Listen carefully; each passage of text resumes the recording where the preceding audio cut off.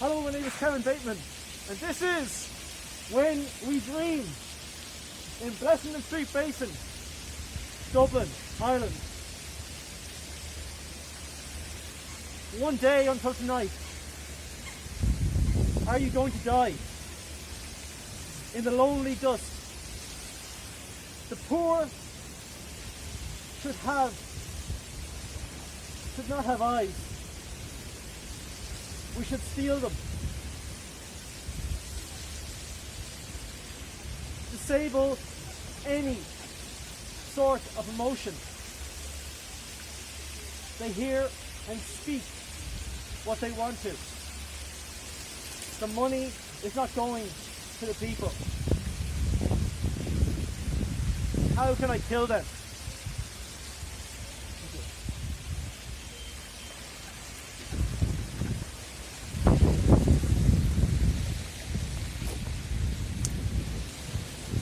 And I give you David Grant. I am not in my right mind today. I am not in my right mind today. I'm in the wrong one. The right one, I remember being in some time ago. I must have put it down somewhere and picked up a different one. Must have been a moment of absence. Maybe standing in that supermarket queue negotiating the etiquette whilst trying to ascertain what till I was in line for. I'm sure my mind went elsewhere then. Maybe got switched with that of some very angry guy with issues. Yeah, that's probably what it was. So let's talk words. Those pearls we string along. Little pieces that stop our thoughts from floating away. So hard to find. Hiding behind trees, lost in woods. Birds in the city drowned by seagulls trying to be heard above the surf. And sirens! If I wake too quickly, they disappear.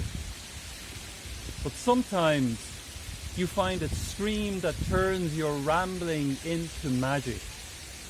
And water tastes like water never tasted. One day we will wake up from this and trace the lifts of others, smile and laugh, stop in the street, look up and tears will fall, and we drop on knees to the ground one day. One day we'll hear the gods laughing in the heavens at the builder of walls, now out of control. Time to dig tunnels to freedom.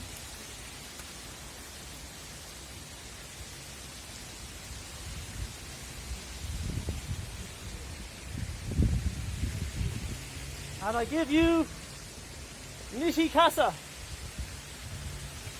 I know this. O'Connell Street is dark and bad. The slack speak of the 12 o'clock. They're adding other rails, though the opposite troops still need coats. And there come the pack for the one traffic light left for you. The Alpha looks on. Across a creature, caged in a shell. You can't see its eyes, it's too cold to come out. Then rain slits a purse. The crowd moves, a flunk, a migration rehearsal, a gent with ordinance wreck.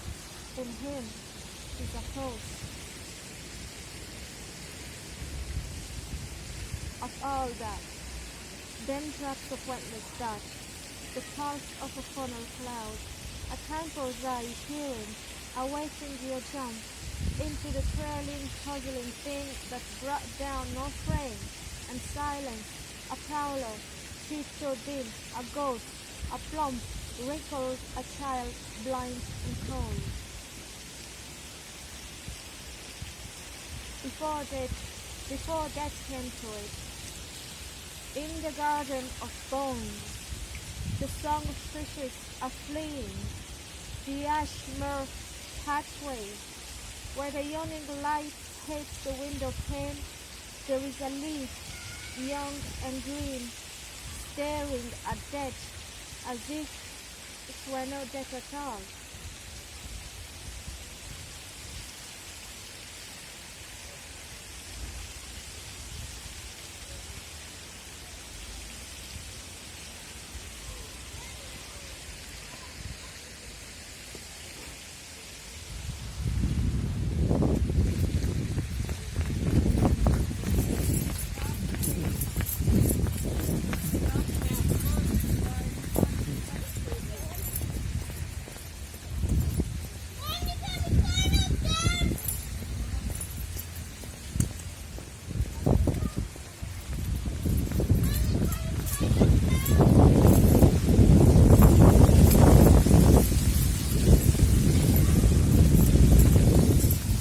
I give you Rose, Ugoalah.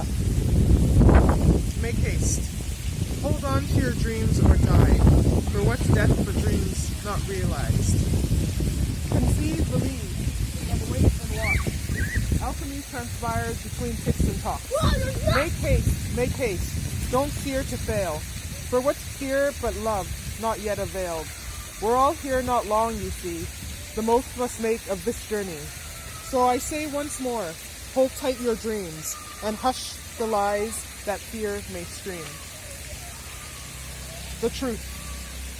A haiku. Life dreams of living. In us it finds a dwelling. We link to reveal. Sanctuary. And when my eyes close, I am free. On the rock of Skellig Michael, I am a clown of the sea. My comrades and I, we are but guests. And in 4 months' time, we all fly west. Until then, we play and feast, and some dare to wonder what life is. I drift and sway to this lullaby. Behind lids held shut, I see the sky. And then it happens, sleep gripped me tight.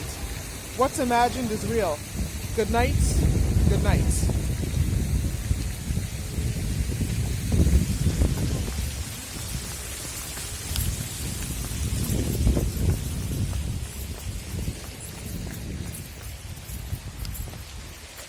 And I give you Eilín de Paor. Transplant. I never met you, Mrs. Barry, but the garden teemed as you intended that first summer. A yellow rose in every bed, a tester card from cream to corn. You were alive then still, I think, and not just in the flowers, in a home someplace. I found a Mother's Day card and old sunglasses, yellow framed of course, in the matted dust beneath the stairs and posted them to your solicitor. We watched the roses fade, wondering if deadheading was an option, sending notes to companies to take you off their listings. Not known at this address, I put. That wasn't true though. This address knew you to the bone.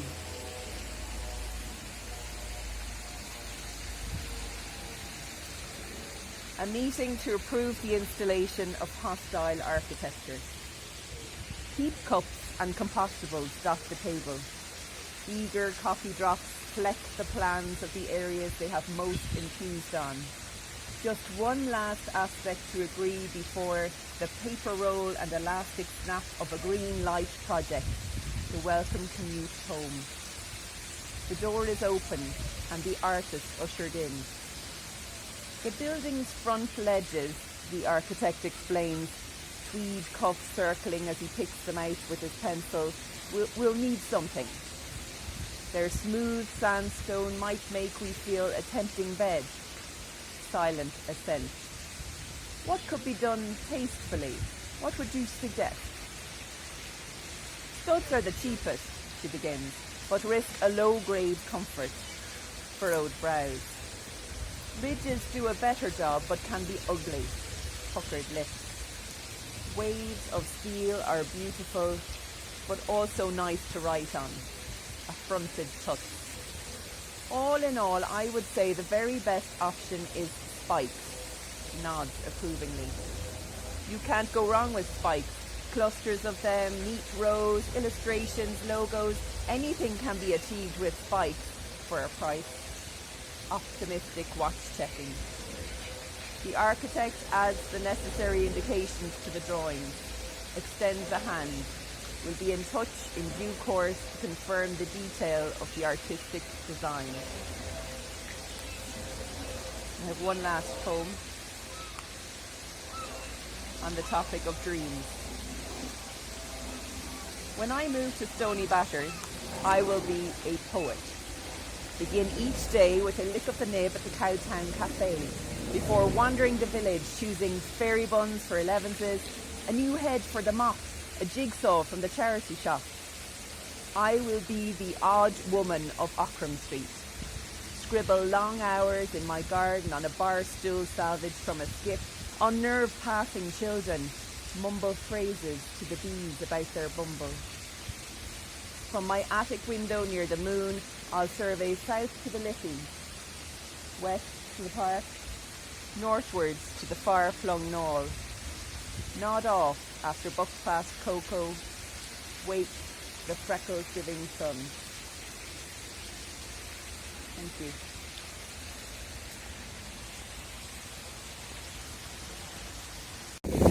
I give you Terry. We discover we dream the same, but we aren't to blame. Immigrant dreams are tied in shame and hopes and prayers. When we close our eyes, our parents are always there. In my sleep, I'm running through the streets, holding you in my arms. And you wait to know your mother, still pressing her palms to the sky, waiting for you to come home. Excuse me, officer. Is there a problem? This is what I've been saying to the police my whole life. For at least 20 years, I've instinctively known and empirically been proved correct that when law enforcement approach me committing crimes, we are all guilty. To use my most English and poshest voice, give the biggest eyes and sugary smile, that is privilege. Privilege is expecting the situation to then dissipate. Actually, privilege is expecting this situation to never even happen. I'm fucking sick of white people, of men, of the well-off pretending they don't understand privilege and acting like it hurts their feelings. You're idiots. I understand my privilege. I know all of the sneaky and surprising places where it starts and when it mysteriously vanishes from sight in an instant. I get how lucky I am and blessed and hardworking and deserving. My privilege, like all privilege, means I'm righteously angry when you come for me and mine. Excuse me, officer, there is a problem.